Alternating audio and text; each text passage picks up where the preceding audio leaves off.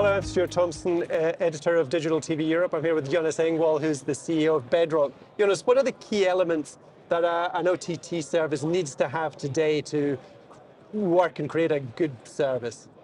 It's a long list. Look, I will put it this way.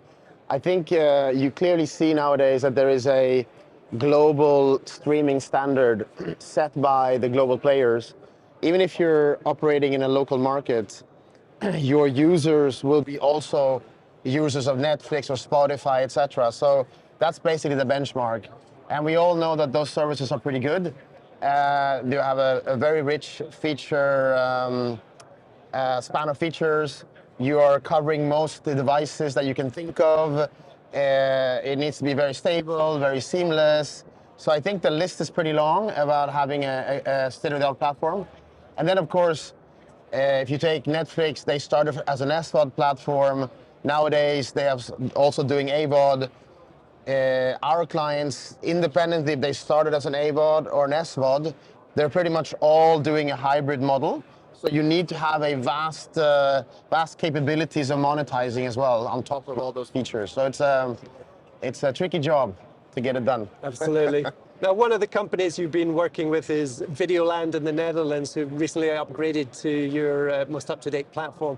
Can you tell us a bit about the work you've been doing with them? Yeah, Videoland, for those who don't know, is a Dutch platform.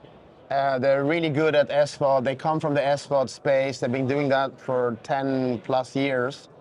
We're really proud. We had an excellent teamwork between Bedrock and Videoland's teams that allowed us to migrate successfully more than 1 million paying subscribers. To our knowledge, and so far no one has contradicted us, it's the biggest streaming migration in Europe, in the history of streaming in Europe. And obviously it's very tricky when you're in the middle of this. We were laser focused on all the key KPIs, such as churn and activity rate. And now that the migration is behind us, I'm happy to speak about it, but because it went really, really well. And you know, when things are going really well, you tend to expect some disaster around the corner, which is not the case in this situation. So yeah, it was really it was a really good learning, and everyone was happy after this process. Okay, great. And another streamer you've been working with is RTL Plus in Hungary, Yep. Who have a hybrid model. Can you tell us a little bit about the build-up and the launch of that service? Yeah, so Hungary, I would say they're very creative. They have a really strong platform and a strong market position.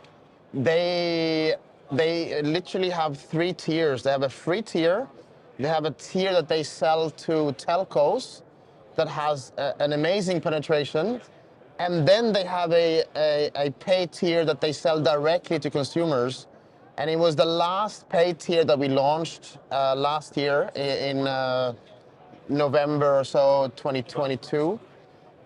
Also very successful. And again, this a little bit goes to show that our core philosophy, that we have a core of our platform.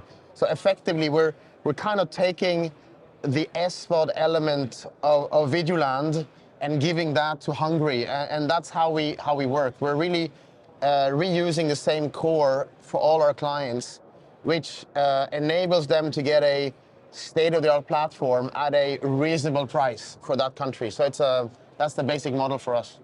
Now, you also work closely with M6 in France, and you've had work to do to create the launch of Sisplay Max. Yes, correct. And they've got another hybrid model. Can you tell us a little bit about that? Yeah, so it's a similar situation. They come from an AVOD world, very strong in AVOD, been doing that for many, many years.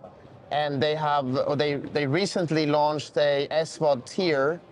And again, because we had all of those capabilities with Videoland, because we covered approximately 60 devices.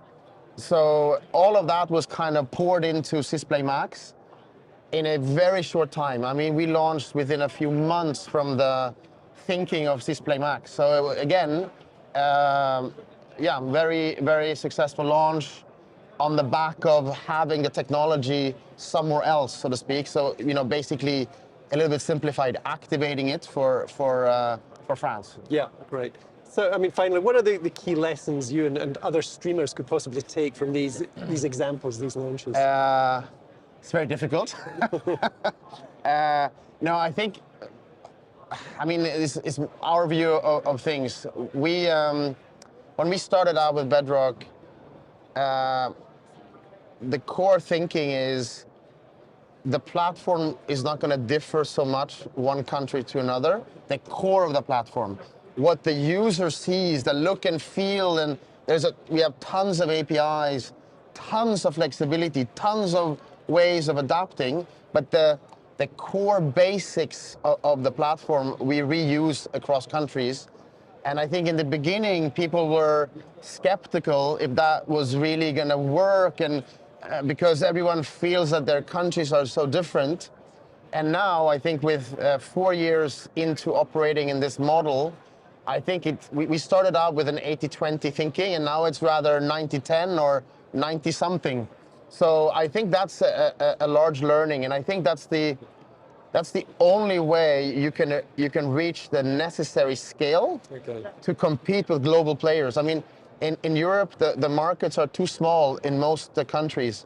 So we are basically reaching scale cross-country. And yeah, that works really well for us. Our clients get a state-of-the-art platform for an affordable price. And it's really difficult to achieve that otherwise. So yeah, I mean, that's at least a lesson that for us works really well. Yeah. Yeah.